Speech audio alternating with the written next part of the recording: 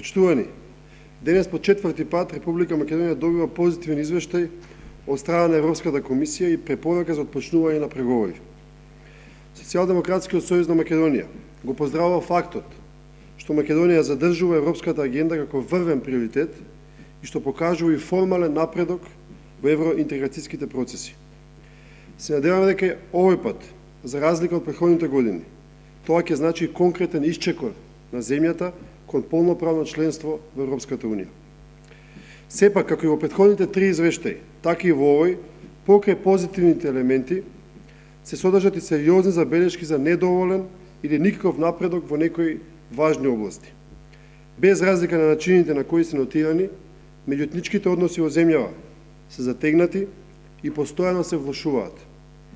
Иако има формален напредок, постои реално уназадување на состојбите со слободата на говор и демократијата, а односите со соседите повторно се наметнуваат како закана за нашите европски аспирации.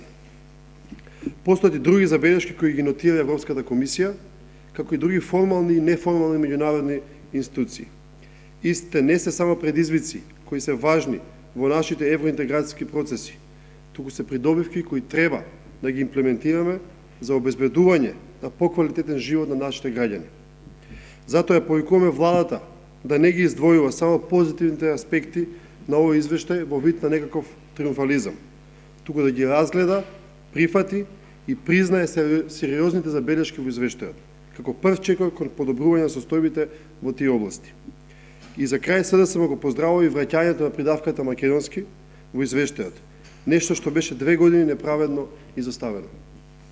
Благодарам, поведете прашање. Благодарам.